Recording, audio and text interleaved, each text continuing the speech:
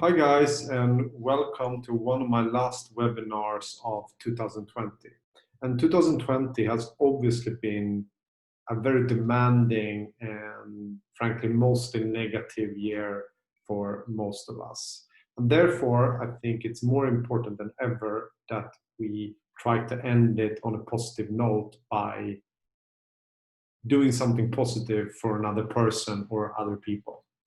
And one way we do that at Wordapp is in each December we do charity, and the charity normally works like this. So you are freelancers, you work extra hard in December, and in return for that hard work, we as a company in Wordapp add a bit of money on top of each task that we then donate to a charity cause that normally you guys select.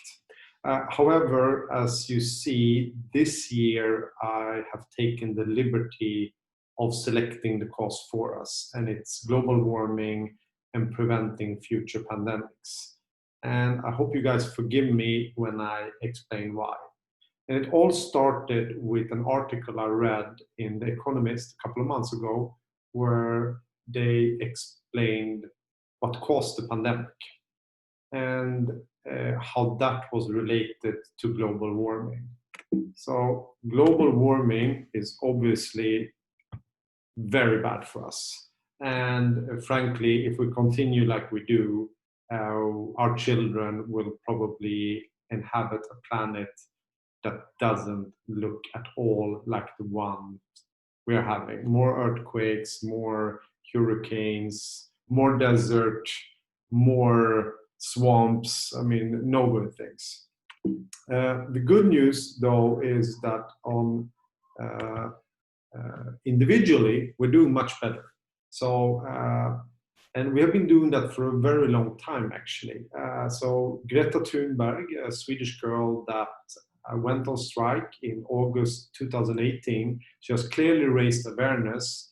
But the good news is that we have been doing better for decades, actually. And if you look at this graph here, you see that in 1980, Sweden was emitting a bit over 10 metric tons of carbon dioxide per capita, and now it's down to less than 4.5 metric tons, which is obviously quite an improvement.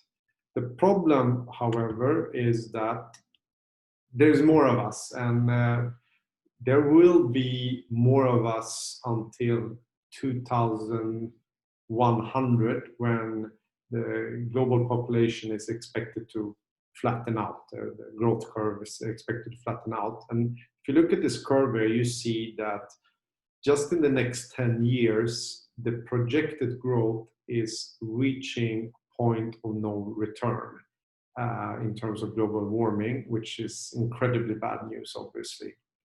And the reason is that the more of us, the more we consume and of our planet. And I mean, I couldn't do this webinar here without electricity, which is unfortunately some coal and some petrol. We need transportation, we need cars, we want our goods, the stuff we buy online to be shipped to us. We need new stuff, new televisions, new computers, so we need an industry. We want to live nice, maybe have summer house, and we need more food. And these are all sources of greenhouse or carbon dioxide. And the problem with this is that the more of us, the less space there is for animals. And especially in the Amazonas, there's a disaster going on. And this is directly related to the article I read in The Economist. It's actually, I don't know if it's a known fact, but when these animals that used to live in Amazonas get in contact with people, they could potentially transmit 750,000 viruses like COVID-19, which we think it's a bat that transmitted that one. And before that, it was SARS-2, which I think was a chicken. And there's a lot of animals and a lot of viruses that have never been in contact with people. So if we continue like we do, we almost have a guarantee that there will be another pandemic. And that got me thinking and saying like, okay, if it was me, I mean, I'm an entrepreneur, so I would just say, guys, let's put some money and compensate these farmers and whatever in Amazonas. Let's plant some trees and let's put an army there and like a couple of drones or whatever and take control of the situation.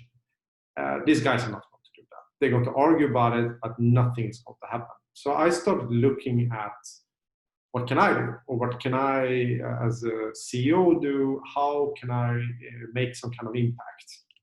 And then I read about the Trillion Trees program, where some guys, some scientists are claiming that if we protect and plant new trees, 1 trillion of them, in fact, we could potentially stop or reverse global warming, and obviously we will create more space or more homes for these animals to live in. On the other hand, there's other scientists that are saying like, yeah, but this is not the solution to everything, and this might not work, and etc., etc.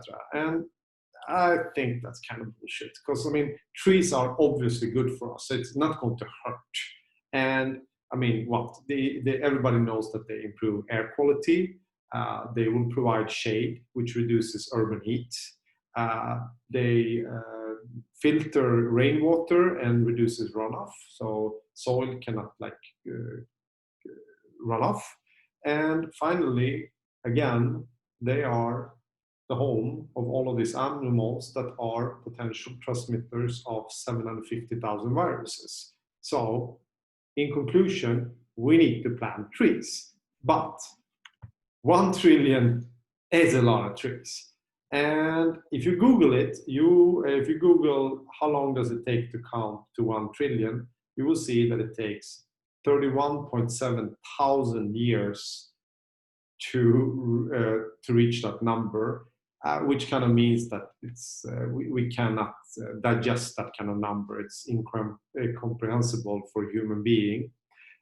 However, I like maths, so I dig down to this like, okay, but we need to simplify this. And what is the simplest way? And that is this tree here.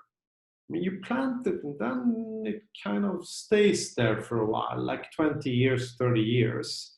So I wonder how much do I need to plant to compensate just 1 day? And in Sweden, if you divide 4.5 metric tons with 365 days, it becomes about 12 kilos per day. And look at this fellow. This fellow, if I plant him, and on this site there's 779 guys like him, he would compensate 1 Swedish day for 20 years. And it costs a couple of euros. So that would mean that if I plant one tree like that for me, for my wife, for my son, for my mother, for, I mean, the family, I could compensate Christmas for a couple of dollars. The problem is with that is that, okay, I will do it, but I don't really get the ball rolling, so to speak. So how do I do that? Yeah, then I started thinking like, okay, let's try to beat the virus at its own game. So there's something called the viral factor, which is that if you spread an idea or a virus to more than 2 people, and they in turn like spread the idea, in this case, to another 2 people, it becomes viral and it never stops. And the program we have created at Wordapp now, it is a program where our charity program is that for each 20 tasks, can be whatever, a survey, it can be a product description, it could be advanced category text or reviews. For each 20 tasks that you complete in December, you will climate compensate New Year's Eve for 2 of your best friends. So you don't do it for yourself. You will get a tree and a link from us where you can send that to your best friends. And obviously, if you create, if you do 40 tasks, it will be 2 days. And of course, it doesn't have to be your friends. It can be your wife or husband or children or a coworker or some other person that you like. And on top of that, we will also give you a free PayPal transfer. So you make your normal money, and we as Wordapp will try to do a positive impact thanks to you. We cannot do it without you. So I'm really looking forward to seeing how many days we can compensate. I mean, please, let's make it over at least 1,000 days. That would feel really good. 500 people that get 2 days compensated, that will feel like very positive indeed. Okay, guys, I hope you help me with this, or help us with this, and please spread it, the idea. That's going to do, hopefully, a lot for the planet. Thanks a lot. Bye-bye.